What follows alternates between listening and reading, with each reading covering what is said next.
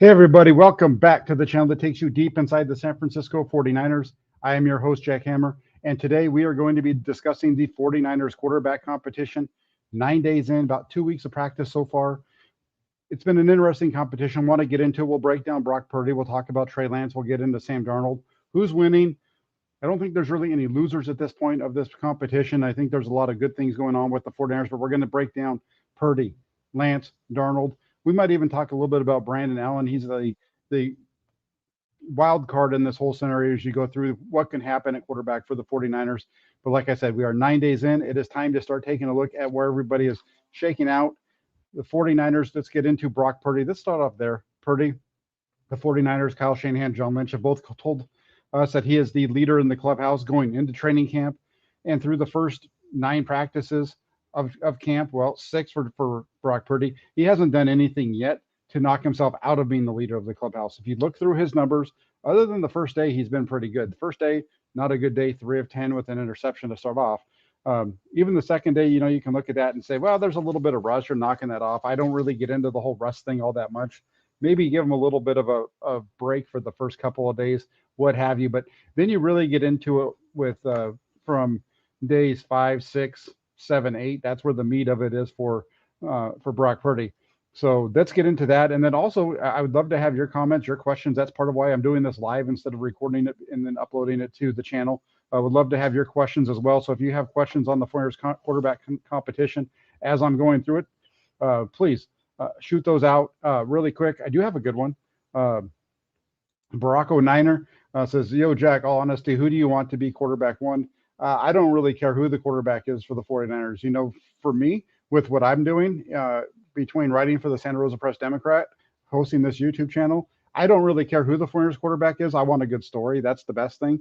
And obviously, I'd rather have the 49ers winning than losing. I think it's a lot more fun to cover a team that's winning than losing. Although when it comes to clicks and views and all those kind of things, everybody knows that negativity sells. So a good loss every once in a while always kind of helps to ramp that up. You can't always have all this positivity like we had last year.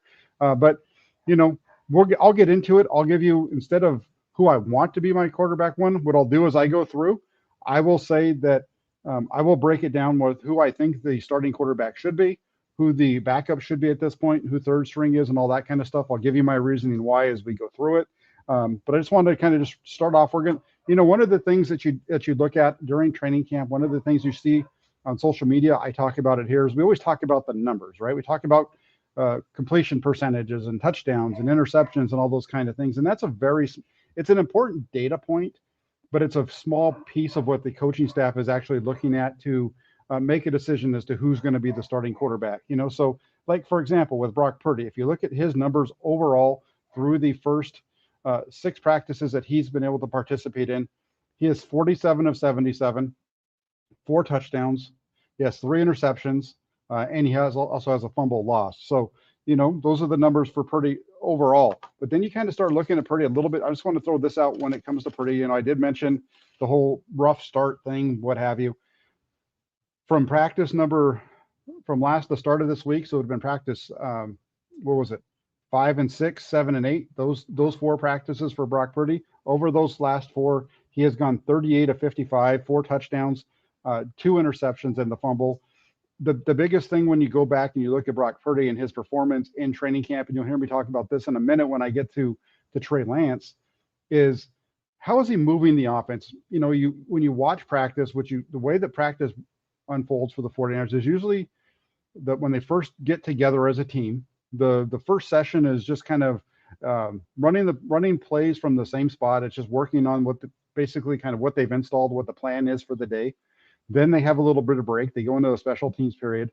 When they come back from that, that's usually when they start working on situations. So it might be a 1st and 10 situation, a 2nd and 8, 1st and 20, which is one of the things they worked on this last week, 3rd and short, so that short yardage situation. Working on coming out of the end zone, so working on that backed up situation. And then they'll do move the ball. And typically when they do move the ball periods, they'll start with the ball around the 30, 35, and then they work it like a drive. They don't always let it finish off. Sometimes they'll stop it for a field goal, like on a 2nd or 3rd down, just kind of randomly, those types of things. I think it's partly the reason they do that is they're looking at the reps, they're looking at the number of plays. Like, for example, really quick with with Sam Darnold. They pulled him off the field the other day on a second down and kicked the field goal. They did the same thing to Trey Lance a couple of days ago with Brock Purdy during a move the ball. The 49ers had picked up a first down, but instead of continuing the possession at first and 10, they made it 3rd and 4, went 3rd and short. There was a deep ball that was incomplete, setting up the 4th down, and then they came out and kicked the field goal. So they moved the ball around and do different things like that. So one of the biggest things when I look back and just kind of, I've been covering the team, been at practices since 2021. And what I'll say is the way that this camp has gone is very similar to that 2021 camp. If you remember, 2021 was all about Jimmy Garoppolo, Trey Lance, and that competition. What are their numbers? All those types of things. And at the end of the day, part of the reason that Jimmy Garoppolo won that quarterback competition was he was better than Trey in the situational portions of practice. When they were working on move the ball, when they were working on 2nd and 8, 3rd and short, those types of situations, Jimmy Garoppolo was just performed better at that point. To be expected to an extent because he had been around longer, a little bit more ingrained in the offense and,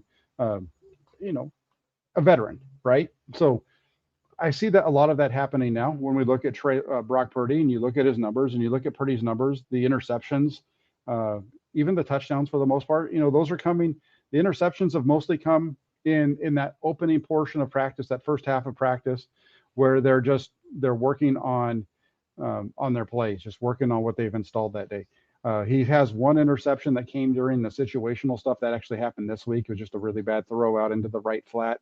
Just can't have that happen. Some people have said they think it might have been a sack. I don't know. But, you look at it with Brock Purdy, and overall, his numbers, like I said, 38 to 55 over the last 4 practices. That's really good. 47 to 77 overall, not too bad either, kind of in line with where the other quarterbacks are. He's doing everything against the ones, as best as you can, right? When you're dealing with injuries on both sides of the ball, things like that. Like the other day, they had the 49ers offense, for example, didn't have Trent Williams. They didn't have Jalen Moore. So the starting left tackle for Brock Purdy was Leroy Watson, a converting tight end to tackle, who did a really good job actually at left tackle that day. And he's going up against the 49ers starting defense. And sometimes it's going to be Charvarius Ward and Deommodore Lenoir at cornerback. Sometimes they're going to be getting a rest, or in the secondary. Tayshaun Gibson has had a couple of rest days. And so he hasn't necessarily always been out there. But that's typical of training camp, regardless if it's 2023, 22, 21. Probably goes all the way back to the, you can probably take it all the way back to when the 49ers were up in Rockland and find that kind of a scenario out. So overall, when he's been working with the first team defense against the first team offense against the first team defense, and with Purdy, like I said, for the most part, he's moved the ball. He looks like, I would say, Brock Purdy looks like, for the most part, what you remember of seeing him in the games, efficient, moving the ball. There was a move the ball period on Friday. It was an extended practice, and when they got into the move the ball period, that's when Brock Purdy showed out and looked just like who he had been. He moved the offense right down the field, 4-4, connected with Deebo Samuel for a touchdown. You had a couple of nice runs by Christian McCaffrey. It was a 6-play drive, so a couple of nice runs by McCaffrey. Some really nice throws by Purdy. In particular, the opening throw over the middle to Brandon Ayuk for 23 yards, and then the touchdown grab. The one thing that he has struggled on at times was he wasn't able to convert on the 1st and long situation earlier that day. That's where they backed him up as 1st and 20. He had a really nice pass. It was a good read. That's kind of the other part too. When you Cosmo says it's practice, and we'll get into that in a second. And it is practice, and that's why when you look at it, one of the things Kyle Shanahan talks a lot when he talks about evaluating quarterbacks during the preseason, during training camp, and practice, all those things, is the process that they're going through. Is the ball going where it's supposed to go? Whether it's even a completion or an incompletion or an interception. Sometimes a quarterback can throw an interception, but if that was the right read, he likes that. And as far as Kyle Shanahan goes, when he's marking that down for practice, he's going to note that as a good decision, and that's a positive for that quarterback. But he also might, make a note of it as this is the problem here is the throw is bad, right? Guys got to make a better throw, so now they can go work on that. And that's what practice, that's what training camp is for. And so that's like, and we'll get into that in a minute with, to explain the one interception that we've seen so far from one of the other quarterbacks. So overall, when you look at Brock Purdy, this is the guy right now. Everything that he's done to this point is add-on, right? There wasn't anybody outside of the 49ers organization who thought that Brock Purdy would be practicing with the team at this point.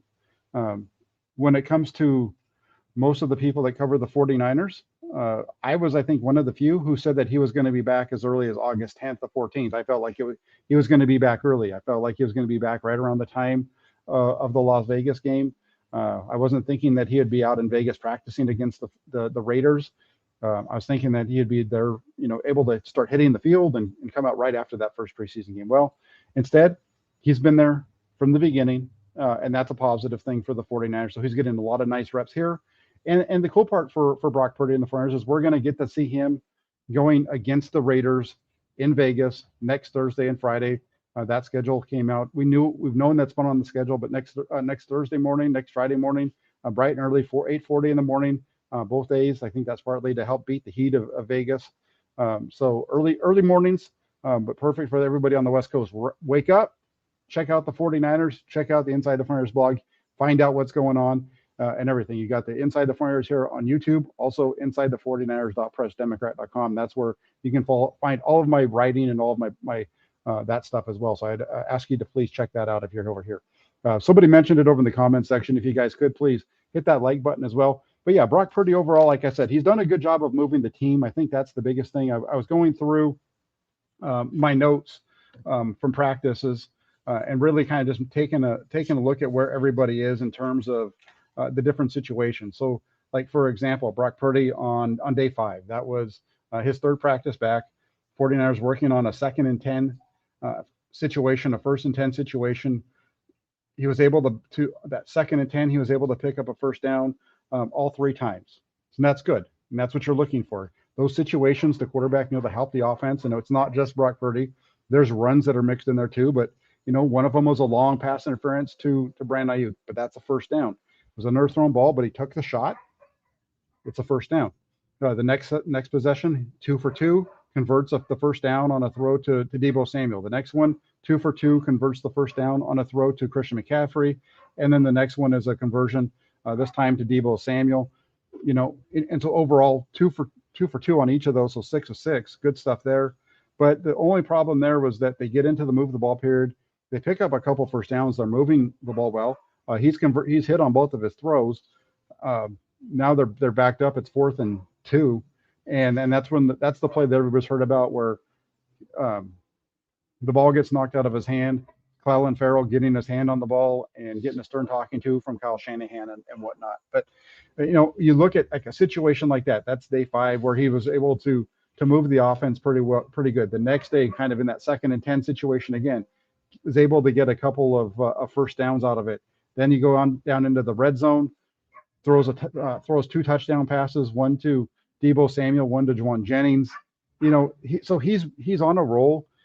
There's been a lot of talk about dinking and dunking, or even right now, I still see it on my social media about how all of his throws are short and what have you. But that's not really factual either. Somebody had asked me if I could include the, average depth of target. And what I'll say is, other than the called screens, the ball isn't behind the line of scrimmage. They run screens. The 49ers offense has screens built in. Every NFL offense does.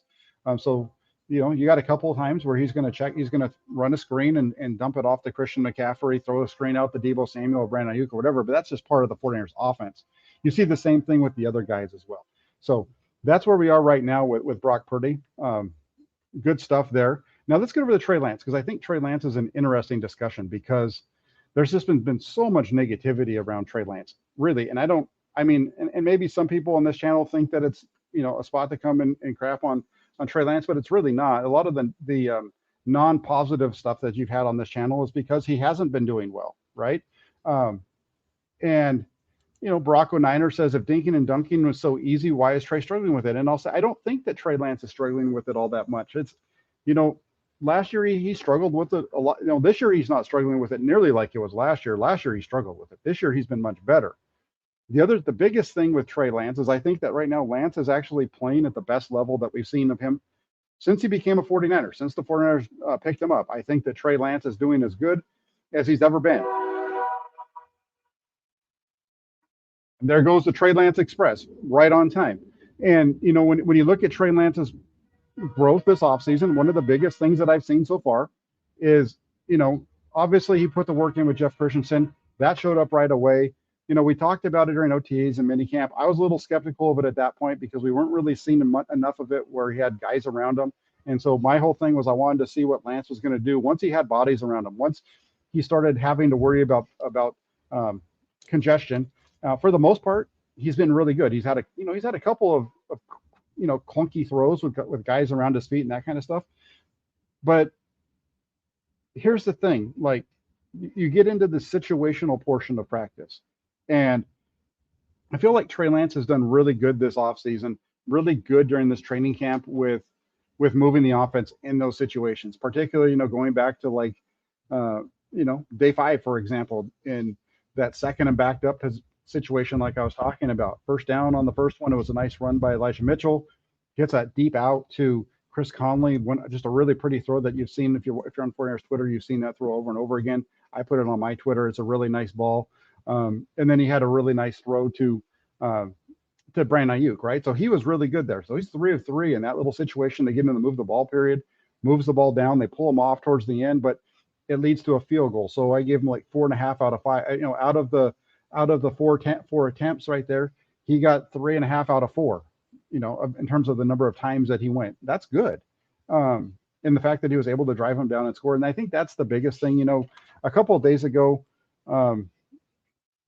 like going back to that comment a second ago, in terms of the short throws, right? You see those ugly throws crop up, and if you followed my channel enough, or you've listened to me talk enough, one of the things that I do, especially when I'm doing my film breakdowns, regardless if it was Trey Lance or Jimmy Garoppolo or Brock Purdy, it doesn't matter. Whoever the quarterback was, if there's a bad throw, like on a second down, it's just a bad miss, I always say, well, let's see what happens on the next play. Is he able to come back from that and make a play, convert the first down, get the offense down and score, and those kind of things. When you look at Trey Lance, a couple days ago, he had a really ugly looking throw out to the right side, just clunked it into the ground in front of his running back.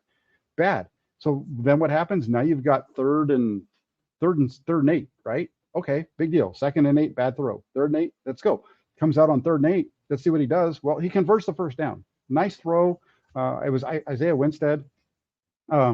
Really good stuff. And that's cool. And that's really good. And that's what I like to see out of Trey Lance. Yesterday, for example, in that backed up situation, they're backed up to the goal line, and it was first and 10 from the 5, and they come out throwing. And he has a really ugly throw behind Kyle Juszczyk that Curtis Robinson gets his hands on but can't catch. It's a little low for Robinson. It's behind and low. Robinson had the dive, couldn't come up with it, right?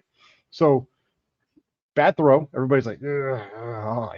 And I'm like, yeah, whatever. Let's see what happens. It's 2nd and 10 now. 2nd and 10, they pick up a couple of yards. 3rd down, boom, first down. So that you look at, if you want to sit there and you want to grind your gears about the bad miss, that's fine. But in reality, when you look at the totality of it, the fact that he was then able to convert for a first down, that's where it's really at. And so when you hear all this negativity around Trey Lance right now, I think he's doing a really good job. And now is he going to be the starting quarterback?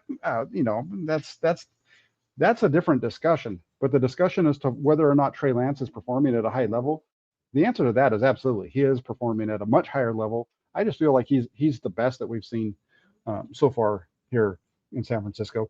Sam Darnold is performing at a high level as well. You look at Sam Darnold overall, his numbers. Well, really quick, let me give you Trey Lance's numbers. Trey Lance, 47 of 72, 2 touchdown passes, a rushing touchdown, so 3 total touchdowns for him. He has the bad interception. Even on that interception, that's one of those things where Kyle Shanahan talked about that the ball should have been, checked down. But again, that's a learning experience. That's the only interception that he's thrown in camp. You make a mistake, you come back, you talk about it. Now let's see if you do it the next time, and that kind of stuff. So that's just what happens in camp. You're going to have interceptions at times. Some of them are bad, some of them aren't so bad. That one was a bad one. The interception that Purdy had, he has 2 of the interceptions Two of Purdy's 3 interceptions have been almost the same play, one to the left side, one to the right side. Those are both interceptions by Tayshaun Gibson, just ugly plays. But Lance has been pretty good, like I said, 47 of 72. And Randall says all quarterbacks, including the great Pat Mahomes, make some errant throws in games. Well, no one is completing 100% of the throws. Shocking. I mean, and that's absolutely right. And that's why, just taking the approach, it's different. It's one thing if the guy's just off the mark all the time. In last year's camp, Trey Lance struggled way more than he struggled this year. He was missing wide open receivers on deep out routes. He was missing the checkdowns. There was a reason that he was at 55, 56, 57%, whatever it was during training camp last year. But that's not happening now. He's much better. He's like 10%, 14, 15% higher than that. And he's just way more efficient. He's moving the offense. And the best thing that I'll say, one of my favorite, the touchdown yesterday was cool, but I think when it comes to Trey Lance, I think my favorite series of plays so far was on Friday, 1st and 20 in that backed up drill. And, everybody looks at Trey Lance as the big, strong guy who's going to fire the ball 70 yards down the field. But instead, he comes out, short throw, pick up a couple of yards. Another short throw, pick up a couple of yards. Now it's 3rd and 5, 3rd and 6. What are you going to do? Completes another one, and now you're off the field because you just completed your task and you did it right. And that's the biggest thing with Trey Lance's performance. Everybody always talks about the efficiency, right? A lot of 49er fans get frustrated when certain 49ers writers talk about EPA, the efficiency, and how efficient the offense is with that quarterback on the field. And, it's not a quarterback stat, whatever. With the 49ers, one of the biggest things is that ability to be efficient down in and down out. And Trey Lance has been much more efficient throughout this camp. And I think that's partly when, you look at the whole dink and dunk argument, part of why I think it's a part in it. If you agree on the dink and dunk side, I'm sorry, I just think it's a stupid argument to have, because efficiency comes from short throws that allow your guys to make plays and all that kind of stuff. You're not always going to get a big chunk play. It's one of the reasons why Patrick Mahomes and the Chiefs, they won the Super Bowl last year, despite the fact that Mahomes wasn't able to throw deep because he had 2 high safeties that were forcing him to work underneath. Cool. He was able to dink and dunk, move the offense, be consistent. And that's one of the things that Brock Purdy was able to do last year. He was very consistent as well. And we're seeing that right now from Trey Lance on a regular basis. So really good stuff there. Randall, I should have shouted out the fact that he has a dollar sign next to his name. That's because he is a member of the Toolbox. And he also said, thank you, Jack, for the insight on the improvements of Trey from year to year. We aren't there to see, and it's important to know, especially if Purdy gets injured and we need Trey to play. And that's the thing. Like right now, if I was a 49er fan, the divide amongst us, like I got into it on Twitter with some folks today, another fellow content creator, because the question that was asked to him was about, the defensive backs on the 49ers and the starters not always being out there. And that's if we're not trying to be we're not trying to be intellectually dishonest.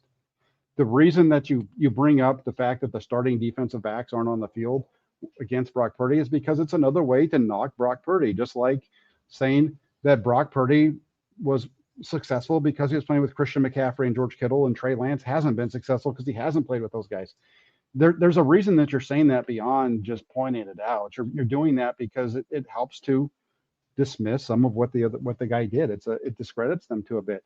And so I pointed out that, there are defensive backs that are missed all the time and that kind of stuff. So the good news, Trey Lance, Brock Purdy, playing at a high level. If you're a 49ers quarterback, if you're a 49ers fan, I think you should be very excited about how good Purdy has played so far, how good Trey Lance has looked so far. And then we're going to get to Sam Darnold here in just a second. Want to get to him too. Kevin, thank you very much for the super chat. I appreciate it. He says, thanks for the update, Jax. Appreciate it. Absolutely. Now let's get really quick to Sam Darnold. Then I'm going to wrap it up. I think Sam Darnold's had a pretty good camp as well. You look at his numbers. His numbers are really good. He has the most completions out of everybody. I think he also has the highest completion percentage, 51 to 75, 3 touchdowns. So he's doing good, right? He's doing good based on the numbers. I think the biggest thing when you look at Sam Darnold, the biggest thing you can take away from camp, there's 2 of them. Number 1, he hasn't turned the ball over yet. He's thrown some balls that have been nearly intercepted, but he hasn't. There's really only one that he threw that should have been picked. That was on day 2. beyond that, he's been really good about being smart with the football, going to the right places, not forcing the ball down the field, all those types of things. At the same time, it's a little bit frustrating watching him because I would think that he could push the ball down the field a little bit more. And when I say push the ball, I'm not saying shot. I'm saying push the ball to that 12 to 15 yard range to the curl instead of taking the flat. Take the curl. Try to get that second level receiver instead of taking the little underneath throw. Those types of things. But I don't get to see the film after, so this is just based off of my quick snapshot on the field. That's where, whether you're listening to myself or any other content creator that's been at camp, sitting up in the stands, any other beat reporter that does this, we're not sitting there watching the film after practice with the eye in the sky that's behind him where we can see the entire field. We're standing on the sidelines. We're doing the best we can. In a snapshot, we don't even get to see a replay like we do on the big board during a game, right? So it's a different setup. But and sometimes the content creators are over 100 yards away, because depending on which field they're working on. But that's a discussion for a different day. But when you look at Sam Darnold, again, doing a good job not turning the ball over, frustration not pushing the ball down the field. There's just so much dinking and dunking. He did do a very good job. His 3 touchdowns all coming in the red zone. So he's doing a good job of getting the ball, getting him there. So that's good stuff. He's been able to not turn the ball over, and he's doing a good job of in the red zone, getting it into the end zone. When I watch Sam Darnold, this is a guy who is Matt Miyoko talked about how Sam Darnold might be the greatest thrower of the football the 49ers have ever seen. Okay. From a throwing standpoint, that's not a completely inaccurate statement. Sam Darnold throws a great football, can put the ball on the money repeatedly, but he's not getting it down the field quite enough. And I'd like to see that. I think when you look at the 49ers, there's been a lot of talk really quick before I give my breakdown, because I'm going to go back to the question earlier that was asked by Randall. But when you look at one of the things that people are talking about with this 49ers quarterback competition is the ball getting down the field, right? Those deep balls. Who's throwing those deep balls? Well,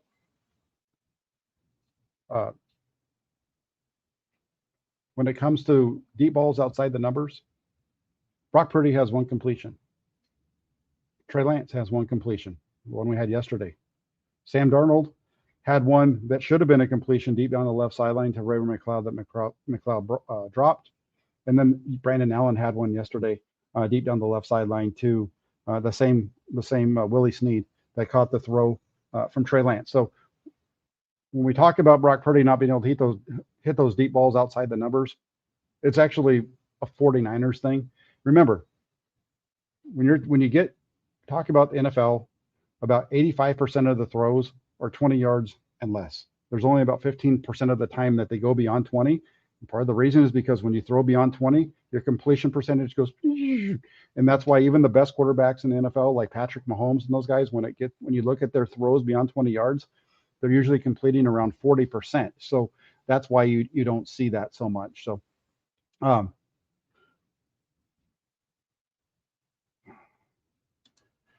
Spider Rico says, was hoping the days Purdy was off, Lance or Darnold would separate themselves, but sure seems like they're still neck and neck. And this is perfect. A really nice setup because it was asked earlier to me. So if we were looking at the quarterback situation right now, after day 3, I came on my live stream and I said that I felt like Sam Darnold was kind of starting to elevate himself as in that battle for the number 2 spot.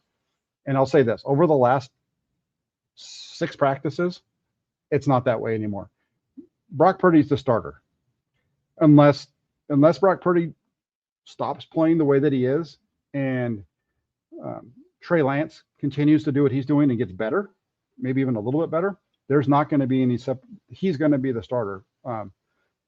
In order to beat out the starter, you need to be clearly better than the starter, and that hasn't happened yet for Trey Lance, and that's okay. But I think what we're seeing in that battle for the number 2 spot between Lance and Darnold, I do feel like there has been some separation between those two over these last 6 days. I do think that there's been some separation. I think Lance is starting, if they were here, Lance is starting to do this over the last couple of six practices. And a lot of it is because he's just been better in these situational portions of practice, whether it's move the ball, 3rd and short, the backed up situation I just talked about. In that backed up situation, he picks up the first down. Sam Darnold doesn't. It just got really ugly at that point. Even in the move of the ball stuff, Trey Lance has done better than Darnold more consistently. So I think right now, if you were to ask me what the 49ers depth chart is going into practice 10 tomorrow and 11, which is going to come up on Tuesday, is it's Brock Purdy number one. He's the incumbent. He hasn't done anything to lose the job. In fact, I feel that he's showing to himself to be the Brock Purdy we saw last year, with some improvement in terms of his ability to stay within the pocket and stepping up in the pocket, something that he struggled with last year, and make those throws. He's been better at that. I think Trey Lance has performed better than Sam Darnold. The ball is just the ball coming out of Trey Lance's hand the majority of the time on the majority of his throws is just so damn pretty. I wish I had seen this in 2021. If he was doing this in 2021, he would have beaten out Jimmy Garoppolo. I promise everybody that if Trey Lance was doing this in training camp in 2021, he would be the starting quarterback of the 49ers, because he would have been the starting quarterback in 21.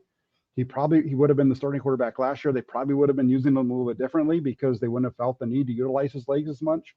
I just think it would have been a totally different thing, and Brock Purdy would be his backup, and everybody would be excited about it. I think that the situation is how it got. One thing led to another. That's how we got here. But it's Purdy, it's Lance, it's Darnold, Brandon Allen. The only way that Brandon Allen, something happens there, is if they decide that they're going to trade Lance or Darnold. That's the only way that I see Allen making the 53-man roster. Otherwise, I don't even think they might not even use him at that point. They still might put him on the practice squad. The only way that happens is if they trade Lance or Darnold.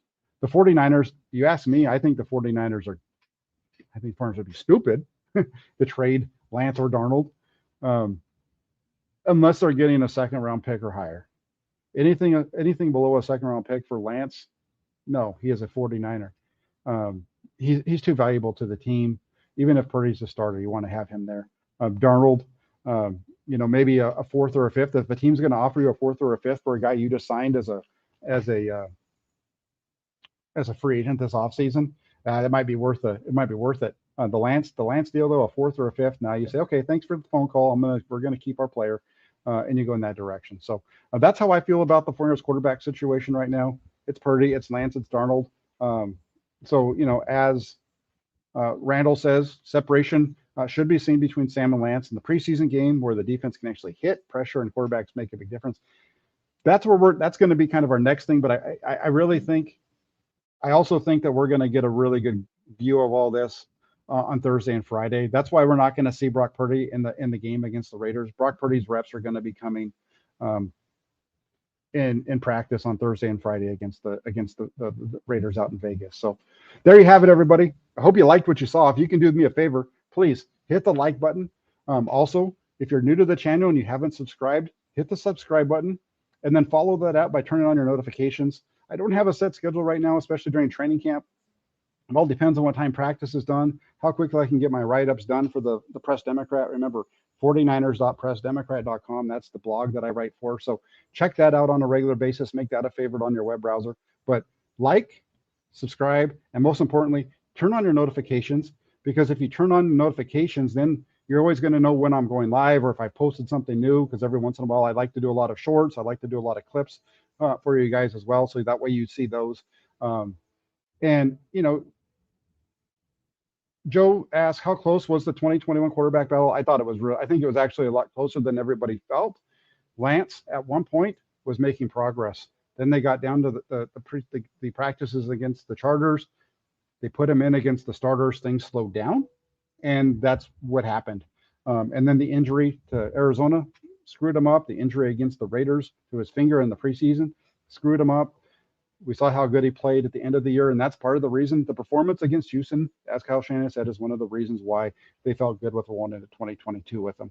Unfortunately, the knee injury ruined it, and then you had Brock Purdy come on and just light it up. So there you have it, everybody. Thanks again. Hit the like button, subscribe, and hey, you know what, Randall? I appreciate you. It says, great show. Thank you, Jack. Hey, thank you for tuning in. TC says, thank you, Jack, for the honesty. Absolutely. There's no reason to come in here and do anything other than that. I think all these guys are performing at a decent level. It's going to separate themselves. So it's going to be, we're getting into the fun part of camp. The fans are going to be gone starting Tuesday. That's when things change around camp with the installs and some of the things they're going to be doing in the regular season. They don't put that out in front of the fans because they can't quite, control the videos that come out as much then. So appreciate that. Again, thanks to everybody for watching. Hit the like button, subscribe, turn on your notifications.